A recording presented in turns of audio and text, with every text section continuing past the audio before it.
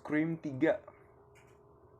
Yang pertama yang akan kita bahas adalah Sidney versus Ghostface. Mau lari kemanapun, Ghostface masih aja bisa menemukannya. Ya. Nah, di rumah barunya ini, Sidney tinggal bersama anjing piaraannya dan juga ayahnya, Neil Prescott, yang juga berprofesi sebagai konselor wanita-wanita yang mengalami trauma, seperti yang dialami oleh Sidney. Nah, bahkan sistem keamanan rumah barunya dan nomor teleponnya pun sangat-sangat private. Jadi hanya beberapa rekan kepercayaannya saja yang mengetahui nomornya. Nah, salah satunya termasuk Deputi Polisi Woodsboro, yaitu Dewey Riley. Sepertinya Sidney masih aja nggak bisa lolos dari sosok Ghostface. Nah, si Ghostface di dalam film ketiga ini membunuh semua aktor-aktor yang terlibat dalam film Step 3. Dan mantan tersangka dua film pertamanya yaitu Cotton Weary, ya, yang mukanya antagonis padahal sebenarnya baik ya di film ini. Jadi di dalam film ini si Cotton Weary itu akhirnya tewas ya. Nah, lebih uniknya lagi, jadi selesai membunuh victim-victimnya tersebut, Ghostface pasti selalu ninggalin foto lama dari mendiang ibu Sidney, yaitu Maureen Prescott. Nah, karena melihat fakta tersebut, Sidney, Dewey, dan Gail Weathers, dan juga detektif polisi Mark, bekerja sama nih untuk menghentikan teror Ghostface tersebut. Nah, di film pertama kan ada dua villain, yaitu Billy sama Stu. Kalau Stu itu nggak ada motif personal ke Sidney. Sementara Billy Loomis, yang merupakan pacar Sidney kan, merasa dendam karena ibundanya meninggalkan Billy setelah tahu bahwa suaminya selingkuh dengan Maureen. Maureen ini adalah ibunya Sidney. Oke. Nah, di film kedua ini, pelakunya ada Mrs. Loomis dan juga Mickey.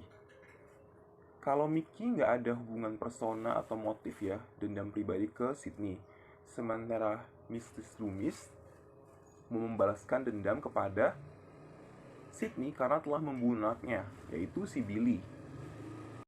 Nah, di film ketiga, villainnya cuma satu ya, berasal dari keluarganya, yaitu step brother-nya sendiri, Roman. Mungkin alasannya agak childish, ya namanya juga motif ya, konflik keluarga, merasa bahwa si Roman ini dicampakkan dan dibuang oleh ibunya Maureen. Oke? Jadi kayak merasa cemburu terhadap si Sidney. Penampilan aktor yang tidak perlu diragukan lagi ya. Kalian bisa lihat semua peran itu mempunyai karakter masing-masing ya. Jadi udah keren deh. Nah, di film ini juga kita bisa lihat porsi Gail dan Dewey itu lebih banyak ya. Apalagi ternyata mereka sudah married ya di real life-nya. Jadi chemistry-nya juga makin terasa. Nah, ngomong-ngomong kemampuan Sidney, ya udah nggak usah diragukan lagi ya kemampuan aktingnya. Apalagi dia adalah heroine ya, strong badass girl yang selalu bisa selamat dari kejaran Ghostface. Nah, film Scream 3 ini nggak terlalu wow ya, nggak kayak film yang pertama dan sequelnya. Pokoknya agak kurang greget gitu. Tidak menekankan sisi dari karakter dan juga pendalaman story-nya. Memang sih penekanan kedua aspeknya kayak masih ada, cuma nggak sedip dua film pertama. Ya spesifiknya penulis naskah ya yang pertama dan kedua, Williamson itu kan absen dalam film ini. Jadi tugasnya dialihkan oleh ke penulis naskah baru, yaitu Kruger, the scriptwriter of The Ring, Transformers, Revenge of the Fallen. Ya, pasti agak beda kan kalau dikerjakan oleh penulis yang nggak sama kayak yang pertama dan kedua. Nah, untung aja masih dikerjakan oleh tangan dingin Wes Craven. Jadi masih adalah kayak bagusnya. Meskipun terasa berbeda ya, pasti terasa berbeda dong antara penulis yang lama dan baru. Vibes-nya juga beda. Jadi kayak terasa vibes-nya kurang greget aja gitu. Karena ditulis penulis baru, si Kruger. Nah, di Scream 3 ini juga kurang suspense dan juga tidak berjiwa muda, ya. Nah, kalian bisa lihat ya, di Scream 3 ini memang lebih mengedepankan aspek drama dan juga fokus ke karakter utamanya Sydney. Oke lah, nggak salah sih, nggak salah juga ya.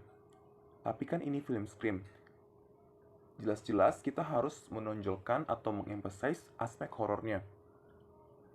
Nah, kalau kalian lihat di film Scream 3 ini, kayaknya ada yang hilang, yaitu tampilan dan jiwa anak muda atau youthful-nya.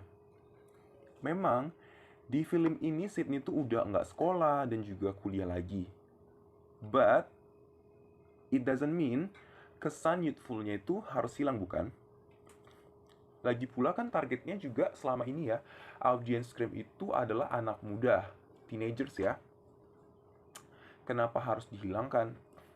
Ya balik lagi, mungkin karena absennya penulis Williamson dan digantikan oleh si Kruger. Jadi jiwa mudanya itu juga hilang. Nah, untungnya saja ya masih terselamatkan oleh si Wes Craven ya, yang membuktikan sosoknya sukses sebagai sutradara yang super duper bagus. Nah, seandainya saja nih si Craven digantikan juga, nah mungkin aja nih Scream 3 bakal lebih hancur lagi.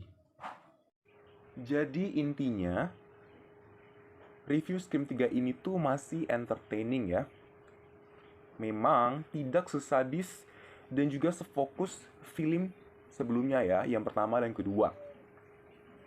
But overall masih watchable lah. Apalagi kalau kalian memang fans franchise film Scream. Pasti sih masih suka dengan gaya filmnya. Jadi intinya adalah masih entertaining dan juga lose some stress, ya guys. The score is 4/10.